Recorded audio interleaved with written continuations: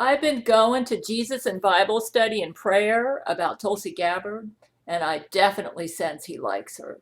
He's pretty mum about Trump, seems to want to be neutral about Trump. My impression from Jesus is that he has some surprises for us in the 2020 elections. I think Tulsi may come back from behind, possibly running with Bernie Sanders as a third party candidate. Not sure this is accurate, but I definitely sense God has some surprises in store for us in the 2020 elections.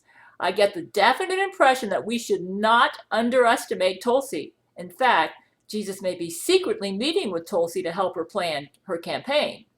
Jesus visits Church of Gale's spaceship often to hang out with my men, and from what I understand, Tulsi is now also living on Church of Gale for her safety. You might say, but Tulsi's a Hindu. Hey folks, that won't stop Jesus from dealing with her if he likes her.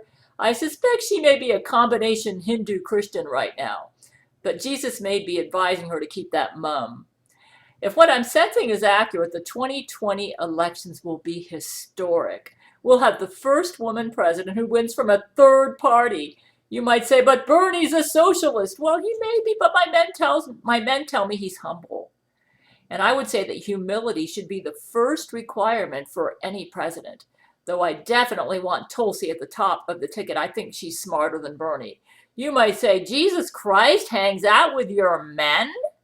Why isn't this reported in the news? It is reported on Gabriel Chana, Fox News 00 on cable. Also, Jesus is camera shy, so none of our cameras work on him. He's fully aware that the Antichrist will impersonate him. Well, Lori McBride, Satan's right-hand person right now, controls the news. And you think Satan wants the world to know the real Jesus meets with my men and is exposing Satan's Antichrist for the tribulation?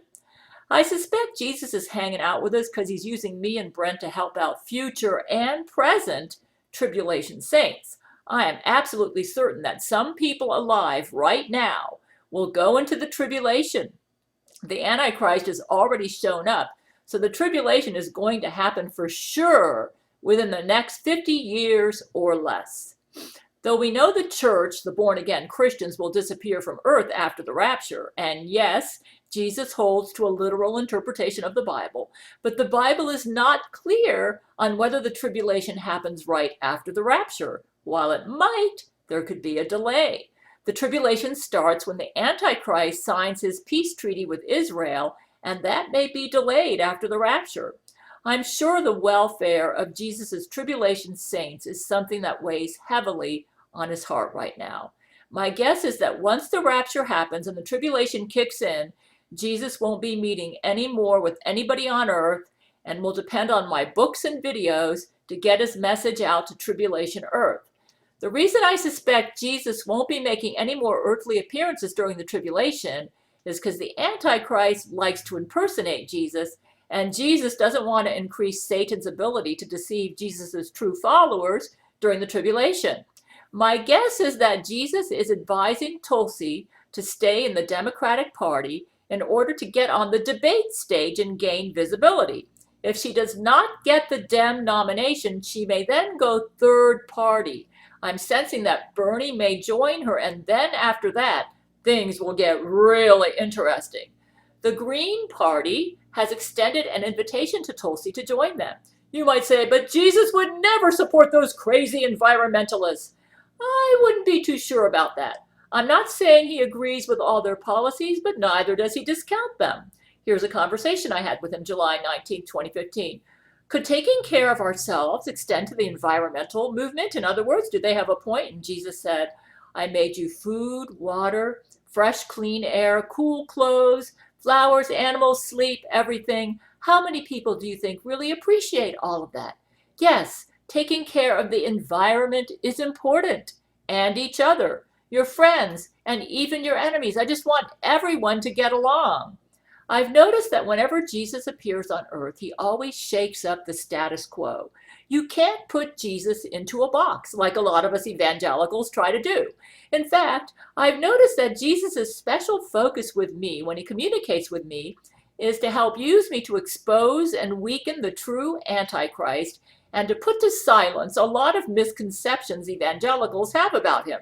Cock blocker Jesus, not true. Jesus is anti-gay, not true.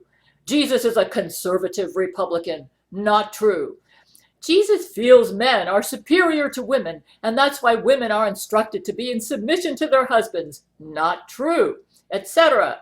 Jesus hates rock music. Not true. Here's what the evangelicals got right about Jesus. He does believe women should be in submission to their husbands, though that does not mean women are inferior, though, and that only men should be a pastor of a church. He does believe in a literal interpretation of the Bible as long as you don't teach the Bible like a boring rule book. Though women should be in submission to their husbands, Jesus has no problem with a woman president. You might say, how would that work? Well, the husband would just be totally supportive of his wife as head of state, like how my husband Brent Spiner is with me. But I would never try to be the pastor of Church of Gale. That job belongs to my husband Brent. Jesus is against most abortions, saying he has plans for those babies that have been aborted. But he doesn't seem to have problems with abortions in the case of rape. Jesus said he was proud of me that I don't have a hang-up about gays, and said he's not against gays, nor does he have a problem with gay sex, and that it's not true that gays aren't saved, meaning they'll all go to hell. It's just that he prefers the man-woman relationship. That was his original intention, that's all. Here are some things about Jesus you may find interesting. He says Satan invented electricity and computers and dislikes computer technology. You can be sure there will be no electricity in his millennial reign. He'll probably use some sort of Jesus power that works outside of electricity. He says he died naked on the cross and that he'd do it all over again if he had to, even if only for just one sinner that could be saved. He shaved his chest and waxed it while on earth in order to draw attention to his six-pack abs. And yes, Jesus has six-pack abs. He says he took good care of his body while on earth, but in his resurrection body, now on Church of Gale, he likes to munch on potato chips, candy, and drink Coca-Cola and energy drinks. He'll take a bottle of milk from the fridge and drink the whole bottle down right from the container. Jesus has his own apartment on Church of Gale. He has a quirky sense of humor and takes delight in using it on us. He's very manly and doles out advice direct and to the point, getting right to the heart of the matter. He would like how Tulsi never brings up the fact that she's a woman and focuses on issues and policy. Laurie McBride and Satan are behind the toxic masculinity movement, and all it's doing is destroying our men. Tulsi's a healer, not a divider. Jesus would like that about her. When we ask Jesus stuff he doesn't want to answer, he pleads the fifth. He pleads the fifth a lot. When he corrects you, he gets right to the point, but always cushions correction with praise after you decide to do it his way. He takes a sandwich approach with correction, often starting with praise, then the correction, then ending with praise.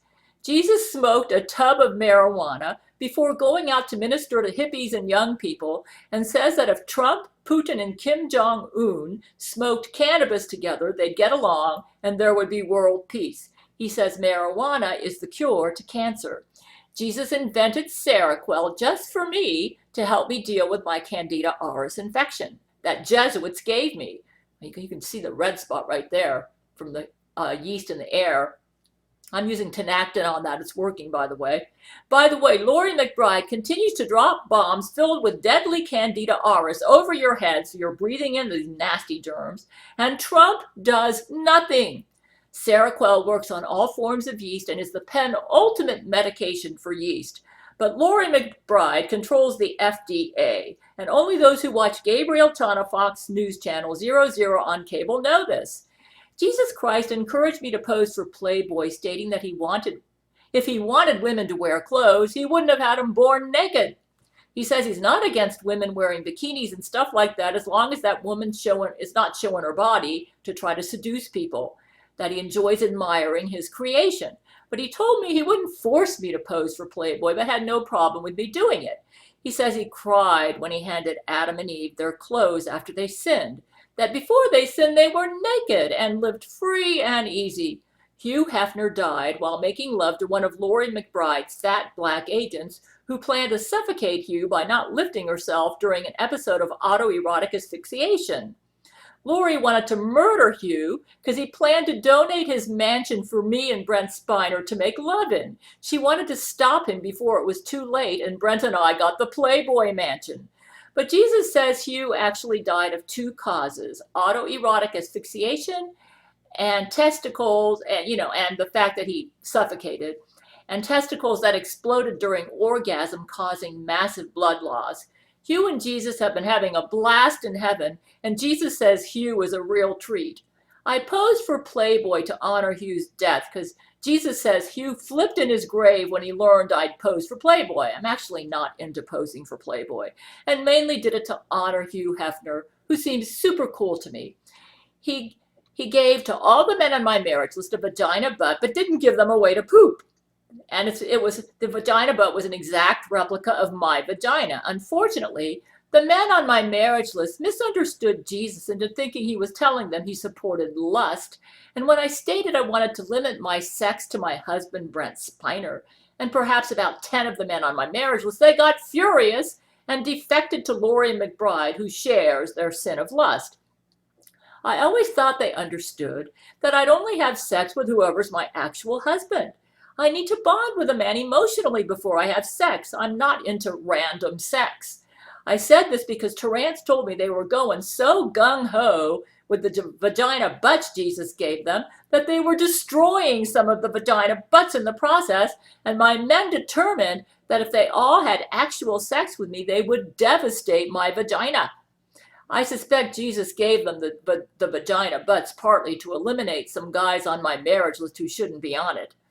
Anyways, Bill and I figured out how to use a phone app to transport poop from the man's rectum to outer space, and so my men still have their vagina butts and can now poop.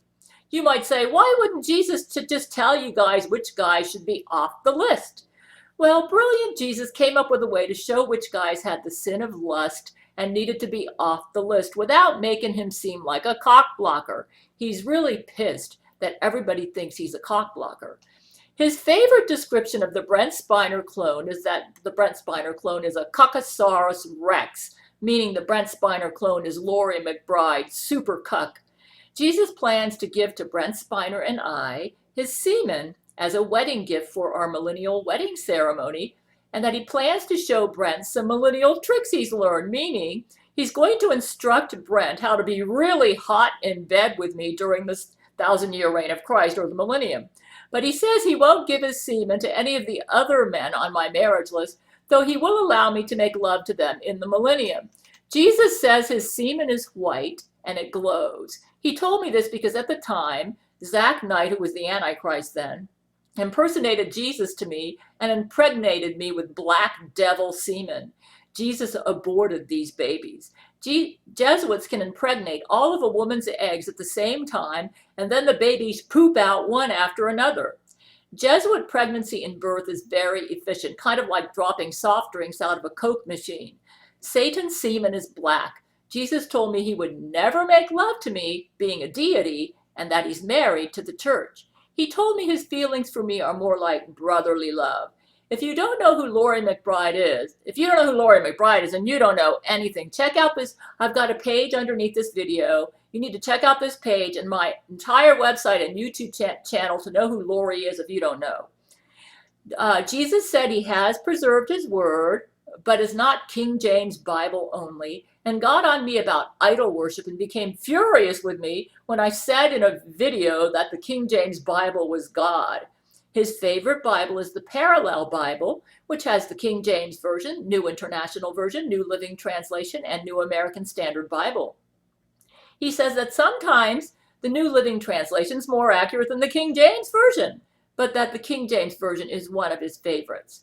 He is definitely his own person and does not belong to any political party, any particular branch of Christianity, or even solely to Christian belief. He will embrace some of those who hold beliefs that are not considered biblical and Christian as long as it promotes love and harmony. Jesus loves Nintendo and says the Nintendo founder Satoru Iwata went to heaven on a rainbow. Jesus seems to have an obsession with reaching the millennials and younger folks, and I suspect this is because it is mainly the millennials who will be the generation that goes into the tribulation.